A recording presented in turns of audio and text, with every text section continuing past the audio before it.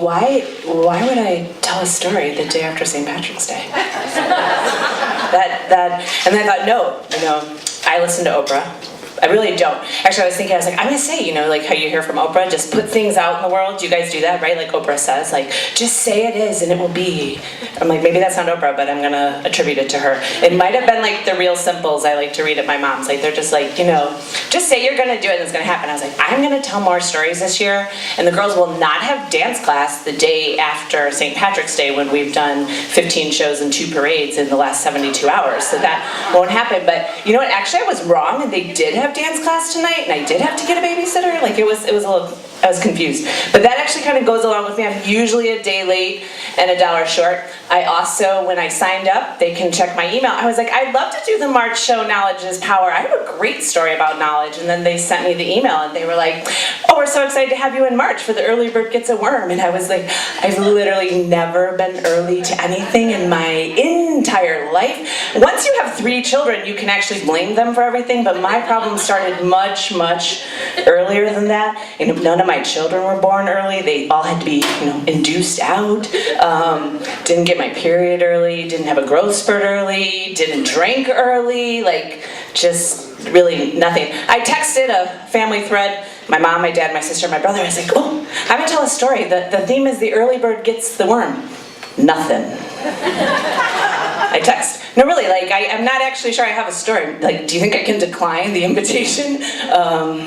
My brother's like, well, you could say the late worm didn't get anything, and my sister's like, you didn't get the worm because you were late. Like, they weren't really helping. Probably because I also really like to procrastinate. I'm actually super good at this. Does anyone else like to procrastinate? Like, have you been like on, there's like websites like, you're procrastinating, come here, tell us what you should be doing. I found that not too long ago. So I procrastinate kind of a lot. I've also been really good at that. Not being early and procrastinating is a great combination for a successful life. Experience in high school and in college. After college, continually procrastinating. I actually was an elementary school teacher and graduated from U of I in 1998. And I was from a very small town, Oregon, Illinois, and went to school down at U of I and was a little scared of Chicago and didn't want to live in the suburbs and felt a little risky moving to another small town because if there wasn't like a local farmer, like I didn't know what you would do. So I decided to move to Las Vegas. And before you catch me at the break, I'm like, so Vegas, what was that like? Was it too hot? I'll be like, I was 22, so it was awesome. Moving to Vegas when you're 22, the weather doesn't matter. It's a good move. I actually had never been there when I moved. I drove through once when I was 12, but it seemed better than the local farmer.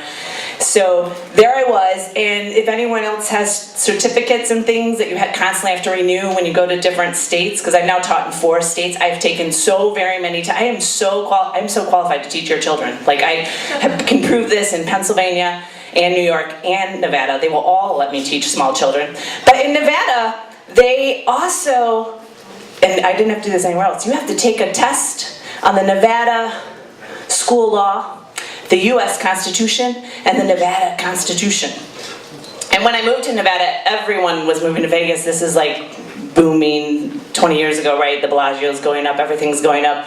So you could just go and take these tests like once a month at a local elementary school. You had to take them before the first year, before you had lived in Nevada for a year, you had to take the test. And so the U.S. Constitution, not too worried about. The Nevada Constitution, also not really worried about because they have very few laws in Nevada. Like, there was like 5. You were like, okay, I got this test. Like, how many questions can there be? A little more worried about the Nevada school law, but that's okay. So, I moved in the summer, and I didn't want to do it in August because why rush into these things? I was already adjusting to teaching 32 kindergartners in the morning and 32 in the afternoon and trying to go out a lot dancing in Las Vegas.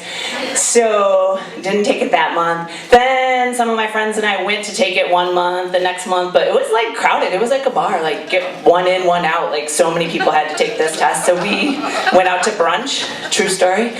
So then the next month I was like, okay, yeah, let's study for the test. Come over on Friday. Which I did mention I was 22, and everyone teaching at the school I was at was basically from the Midwest, and we were all between like 22 and 25. I got off the phone when I interviewed with the principal, and he was very nice. He's from Michigan, pretty much exclusively hired Midwestern teachers. And he said, "Do you need me to call your dad and tell him it's okay?" I was like, "Yeah, actually, that'd be great, because they really think I've lost my mind." We actually used to change into like our black skinny pants and our heels, like in the teacher's lounge. Like when I think about it now, I'm like, wow, we were really young, but very hardworking teacher. So we went out. We did not change into our black skinny pants to go study for the Constitution test. Went to my apartment, and sure enough, my one, "Oh, I'm not going, I don't feel good." My other friend's like, "I'm not coming." So then I'm like, "No, I'm gonna study for this test," and I'm sitting there, and the phone rings. It's my one friend with a cell phone, because this is like 1999, and she's like, "We're at the bar." I'm like, "You're supposed to come over, we're studying." She's like, "Oh, that Irish band is playing. You know how we like the Irish band." I'm like, "Well, yes, I know how we like the Irish band, but I'm gonna study." And they call me back like 10 minutes later. "No, really, you should come. It's the good band." And I was like, "Okay." So they're talking about a locals casino, right? You can go out on the strip, but you can go out in these little local casinos. And this Irish bar had a really good Irish band, had a really amazing bartender that made great Tom Collins, which is my drink of choice due to my Irish heritage. And he was like 80, but I would always go and find him to make the drink because the other people just couldn't quite do it right.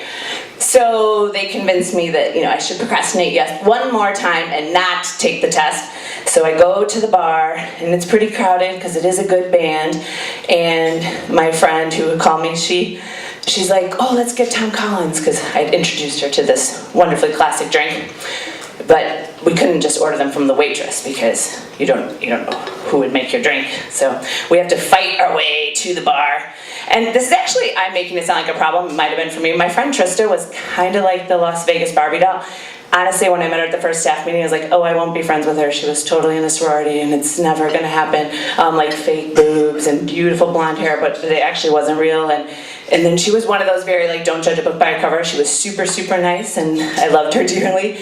And got us lots of drinks. I didn't pay for drinks for, like, several years living in Las Vegas, because guys would come up to her and be like, "Oh, can I buy you a drink?" And she's like, "Oh, my friends and I would just like a bottle of champagne." So the guy could either, like, buy us the bottle or slurk away. And sometimes, that was a weird word, lurk away. And sometimes they would, but sometimes they'd buy us the drink. So it worked well. So she goes up to get the Tom Collins from the right guy, and I'm standing, behind her. So she's getting our guy to get our bartender to get the drink. I'm standing over here talking to a bunch of guys who are telling me that they are space enthusiasts. And I was like, wow, we sometimes pretend we're flight attendants, but I've never tried the "Hi, I'm a space enthusiast" line. Does it work?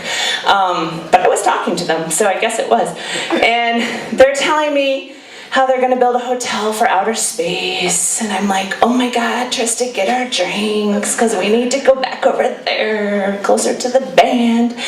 So she finally gets our drinks, and we leave, and I'm like, "Okay, Trista, those guys, I don't know, they were all talking about a hotel for outer space." And she's like, "I know, that cute one from Boston, he's the architect." And I was like, I did not see a cute one from Boston, because I was talking to the rest of them. She's like, "No, he's really cute. I mean, he's way too young for me, but," because she did date very successful people that could take us all out.